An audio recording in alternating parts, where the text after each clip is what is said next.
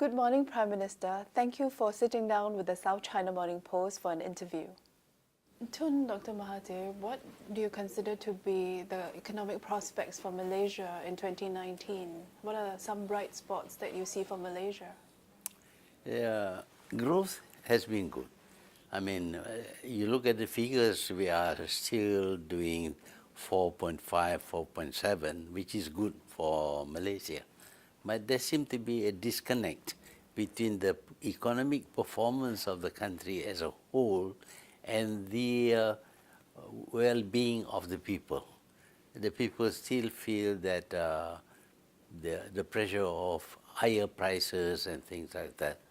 And we are not able to give them the kind of service that they used to get from the previous government, because the previous government tends to distribute money freely.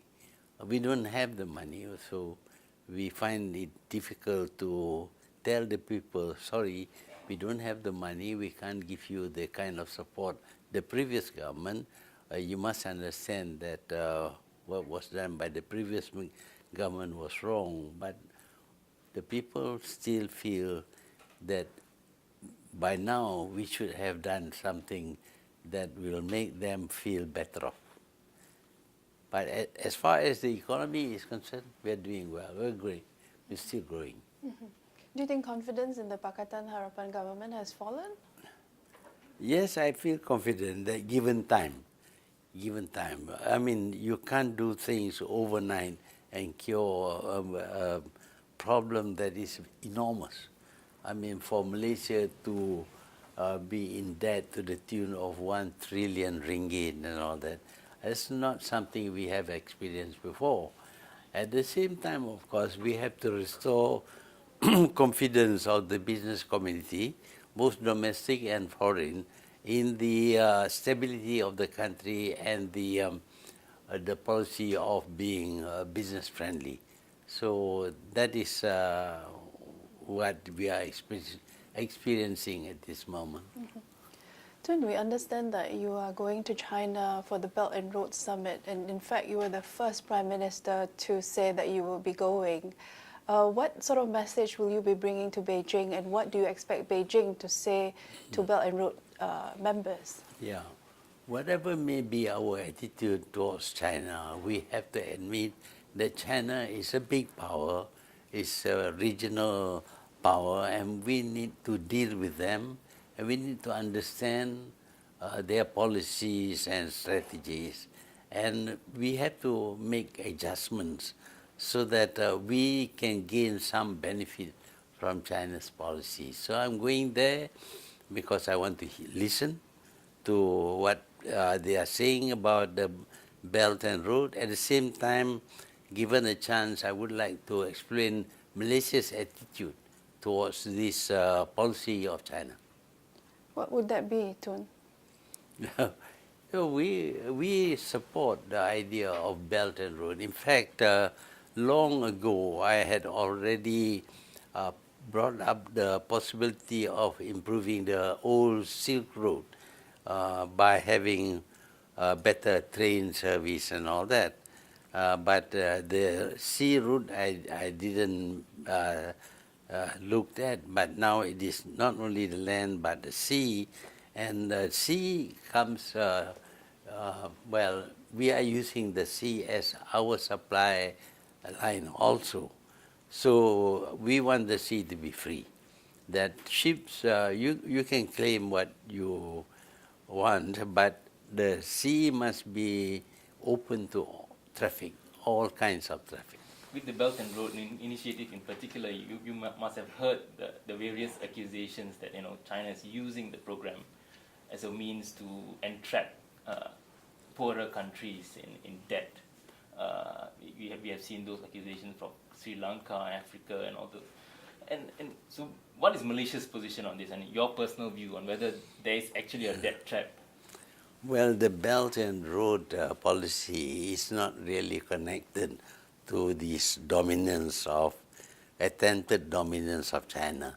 What is happening now is China is a very rich country with plenty of capital, and they are using the capital to penetrate into many countries, right up to Africa and even the Caribbean.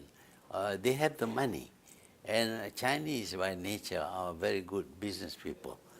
They see opportunities, and with their capital, they want to penetrate areas where before they had no representation or little representation. We will have to face that problem. It is the same as in the past, where the Europeans were the masters in terms of business, technology, and capital. They penetrated the rest of the world because of their power. Now China has the power, if derived from its very good, growth in terms of its economy.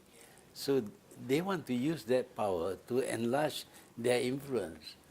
I think it is a natural reaction, but the countries concerned must be able to distinguish between what is allowable or needed by their country and what is not.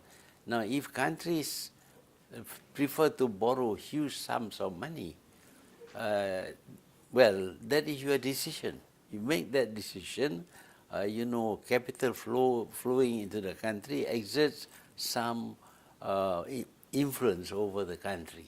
So it is up to the countries concerned to make sure that the money flowing into their country is not borrowed money, is not money for infrastructure, but maybe limited to money for investment in productive processes. Do you buy the theory that that it is a deliberate move to make countries indebted to Beijing? Well, yes, maybe it is that way because that is one way of achieving influence. But if you look back at history, the Europeans came to the East and they very simply conquered the East. So we became their colonies. So far, I think we have not become colonies ruled by China, but we have put ourselves in a position where China has strong influence over our economy and maybe even over our politics. But it is all up to us.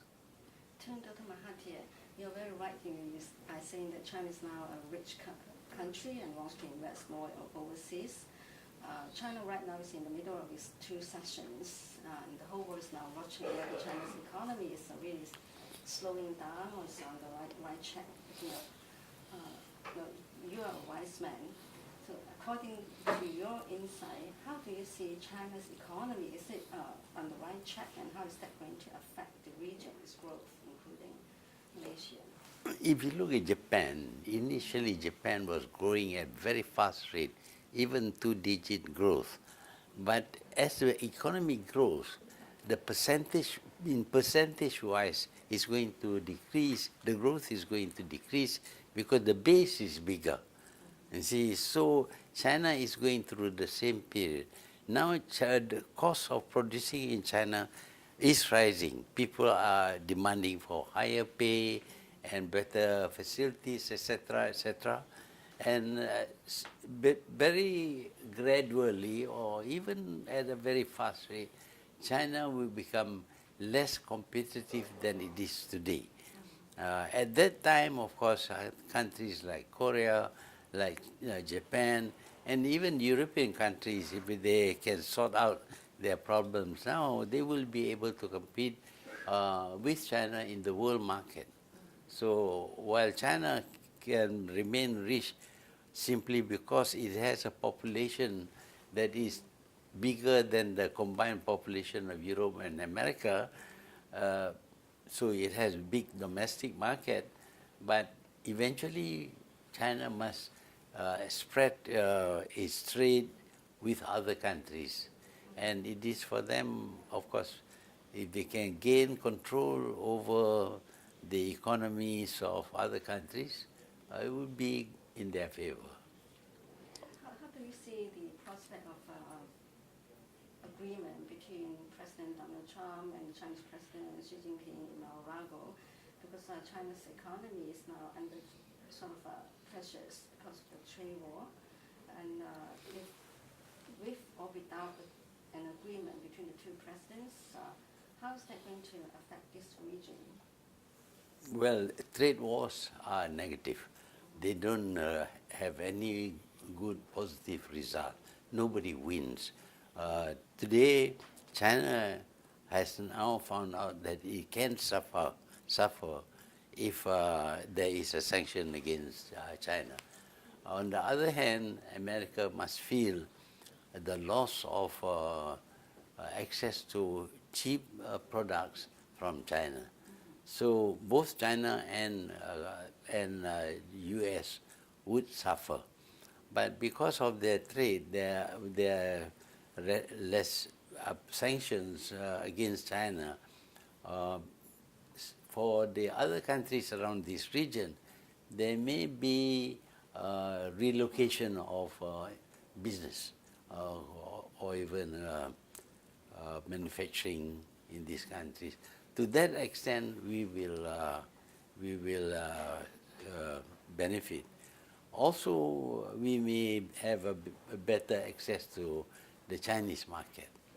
But on the whole, this trade war is negative for everyone, for the whole world, in fact, because these are the two biggest trading, biggest economic power in the world. Trade is one factor, but the reality for China in the past 1 year is that it's facing increasing questions from the US about its dominance, about its spread of its technology. What do you make of that competition between China and the US, and China feeling increasingly that it's facing all sorts of negative pressures from the US and its allies? How does Malaysia view the situation? I like to look in the past. In the past, we were dominated by the West. At that time, they didn't talk about domination, about how they use military might against small countries, even to the point of conquering them, making them their empires. That was because they had military strength. Now we see China having economic strength, and it is going to make use of economic strength to achieve what is to China the best objective, that they have to grow richer and richer, and this is the ambition of all countries. And with their wealth, they are going to be in the same position that the Western countries were in the past. I just want to follow up on Ms. Ryder's question. Actually, you are very tech savvy. You use iPhones and all this. So, does Malaysia welcome tech companies' investment into your country, say like Huawei, and now it's under international scrutiny under this trade war? Yeah, we welcome foreign direct investment, but we do not want dominance by any particular country. So to that extent, we will regulate our acceptance of foreign direct investment in Malaysia. But what we do not consider to be foreign direct investment is the building of huge cities and attempt to bring foreigners to come and live in Malaysia. That would disturb the political questions in Malaysia. So on the one hand, we welcome Chinese investment in Malaysia, although it is quite big because they have the money, they have the expertise, but we do not want them to come and live in Malaysia. Workers, people who are working at the top level, yes, they may come to Malaysia, but not to be residents. But our workers must find jobs from Chinese investments in Malaysia. So we have to look into what benefits us. To just negate, to reject foreign direct investment from any country, including China, is not going to help us grow. We have grown in Malaysia largely through foreign direct investment. I mean, a company like a Huawei, which is now building this 5G systems, so the US and some other Western countries are accusing, saying that pose national security threats. Do you see it that way? Well, we are watching carefully as to what kind of threat G5 will pose, Huawei will pose. Of course, if we see this as a threat, then we'll have to limit. But at the moment, we have not found them a threat to our security. Not yet, maybe later. But we cannot just follow actions taken by some other countries because Chinese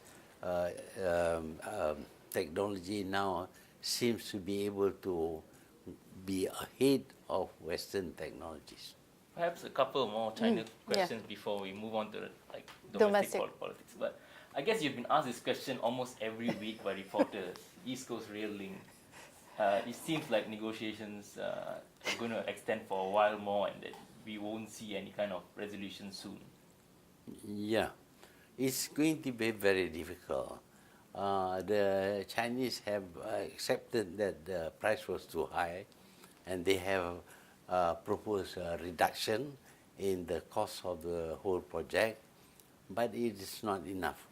For us, the main thing is that we don't have money, and we cannot borrow large sums of money to build something that is not going to be profitable. The ROI is nothing. It will take us 40, 50 years to repay the loan. So we want to avoid incurring debts, borrowing too much from a country. Then, of course, we have to look into the needs. Do we need this railway line or not? We have had the West Coast serviced by rail for more than 100 years, but still it's not profitable. And the West Coast is where all the business, all the people are.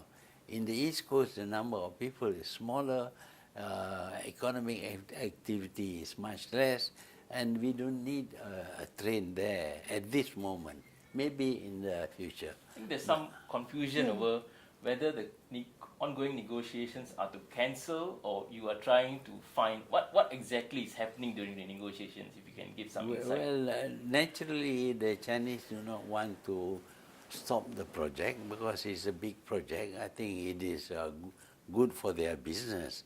On the other hand, we don't have the money. We don't want to borrow so much money. So there is an ongoing negotiation. If it must go on, but the price must be affordable by us. But on the other hand, if we build a railway line that is going to cost us a lot of money and give us no return, we just cannot afford to do that. Tun, is there a price point at which Malaysia will say yes? And what Yeah, would that price point is? is? I What cannot is that? reveal to you what is the. So if you meet that price point, you will say, okay, go ahead with the project. Well, because we know that you can't terminate unilaterally a contract. You have to pay compensations, and the compensations can be very big. So between having to pay compensation if you stop and carrying on if the price is reduced will be something that we will consider to see which one is best. Would half the price be okay? 1/3? You are trying to fix, you are trying to check on, but at the moment I'm not free to say that because we are talking, having close negotiation with them. But surely it's to your benefit to seal a deal sooner rather than later because the interest payments have kicked in and you have paid more than 200 million ringgit, right? Yeah, I know we have paid some money. If possible, of course, we'd like to stop, but to stop means we have to pay compensation, big compensation, so there is a need for us to weigh which one is the best way to go. Tun, Yeah. yeah. One quick question on China before we move on to domestic politics, for which we have many more questions for you, and I hope you'll be patient with us. Yeah. I want to pick up a point that you raised earlier about China's rising influence, not just on economies of various countries, but also politics. Is there a danger there that you worry about, a threat that you are preoccupied by? Well, at the one time, China was poor, and it was promoting communism. That was something that we were against, and we did not even have diplomatic relations with them until we have dealt with the communist uprising in Malaysia. But now China is rich, and it is not pushing its ideology too much. It's going to use its wealth to gain influence rather than ideology. Then we have to be on the lookout whether the influence of China over Malaysia would be detrimental to Malaysia's economy, Malaysia's future or not. So in the relationship between countries, it's not something static. It is always moving, responding to changes in other countries. When China was poor, we were frightened of China. When China is rich, we are also frightened of China. I think we have to find some way to deal with China. And we always say that China, we have been we have had China as a neighbor for 2,000 years. We were never conquered by them. But the Europeans came in 1509. In 2 years' time, they conquered Malaysia. So attitudes of different countries are different. China's attitude, of course, is to gain as much influence as possible. But so far, China doesn't seem to want to build an empire. For we will remain free people. If you had to make a choice, China or the US, if you had to? Well, it depends on how they behave. Currently, I think the US is very unpredictable as to the things that they do. At this moment, we have to accept that China is close to us, and it is a huge market. We want to benefit from China's growing wealth. So at this moment, economically, we would prefer China, but politically, of course, we are not attracted towards a system of government that is very authoritarian. On the home front, perhaps we move on to Malaysian politics. Last night, we read your blog post about PAS. So that's been in the news this week about the union between UMNO, Najib Razak's party, and the Islamist PAS. Do you see that as one of the biggest threats to Pakatan Harapan? Well, it is a threat, but not the biggest threat. We need to face the demands of the people. But as you know, UMNO has been depleted already. It's not the former UMNO. Many of them have left UMNO. So what is left of UMNO is now joining up with PAS. Some people will find that this is a good alliance, and they might want to return to UMNO. But UMNO has lost its credibility, principally because of the period when Najib ruled the country. So they may be stronger because they are combined, the strength of PAS together with UMNO. But UMNO will lose all the support of the Chinese and the Indians, because all this while MCA and MIC have rejected any alliance between UMNO and PAS. There's a perception that your predecessor now out on bail freely, and he's got this campaign around him, and it seems quite emboldened. Just 10 months ago, the police were raiding his house. Today he's got people coming to him in airports and so on. Well, he is quite free, relatively speaking. When he was in power, the moment a person is arrested, he would be thrown into jail. You know, in the case of the present Chief Minister of Sabah, he was arrested, no charges yet, only suspicion, yet he was made to wear this orange shirt, and then he spent almost 10 days sleeping on the floor in a jail. But we are going according to the rule of law. If the judges feel he should be arrested, we would arrest him. But if the judges say that he is out on bail, we respect that.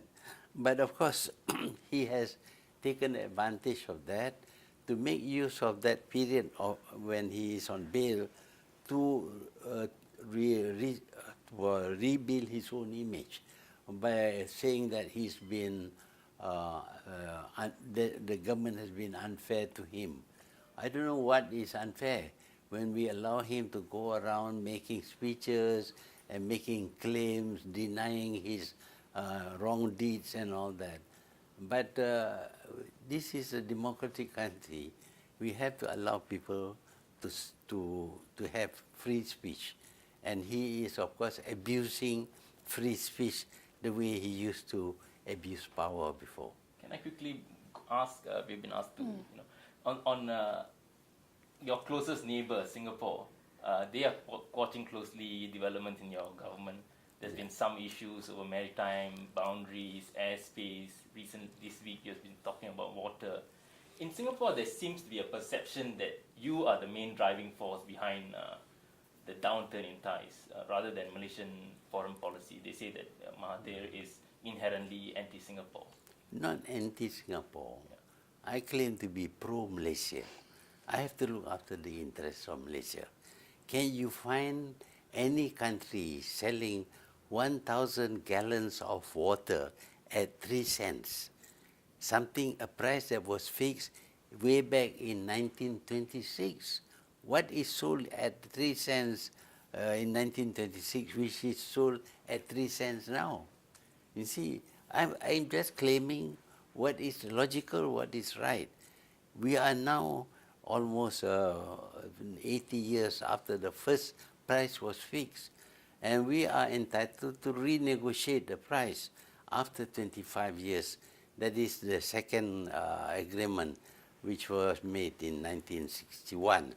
After 25 years, we can negotiate. But what Singapore says that because 25 years is past, therefore you have lost your right to negotiate.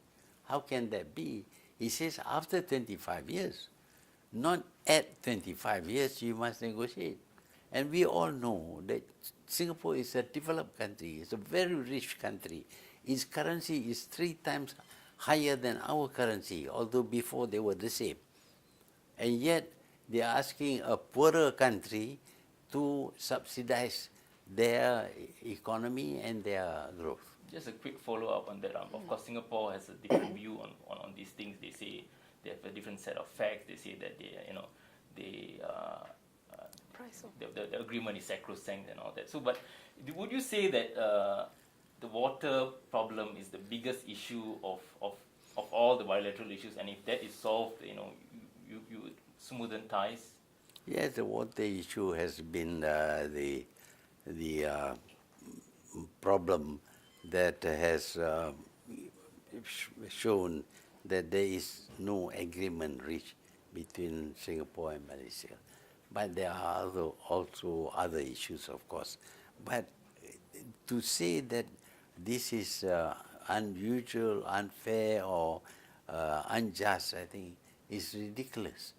There is no place in the world where water is sold by one entity to another, or petroleum is sold to other countries at a price that is fixed in 1926. All prices escalate. You show me that there is something like a fixed price in the sale of goods or whatever, I will believe that we are in the wrong. Dr. Mahathir, I also want to round it up and come back to your visit to Philippines. So what brings you here? And this is the fifth ASEAN country that you have visited after taking power. And how do you see ASEAN's future and also ASEAN's relationship with China? You have agreements and also disagreements on certain issues. I think the Southeast Asian countries must have a common stand. We, as far as possible, we do not deal with China as one single country and only think about what we gain when the other countries are losing. So as far as I'm concerned, visiting Philippines is very important because it is one of the bigger nations in Southeast Asia with more than 100 million people. And I think whatever happens to Philippines will affect us. For example, when there is instability in southern Philippines, it affects us because the people used to move from southern Philippines to Malaysia in the past, and they will do that again. Well, we are open to that kind of risk all the time that they will, the instability there will be exported to Malaysia.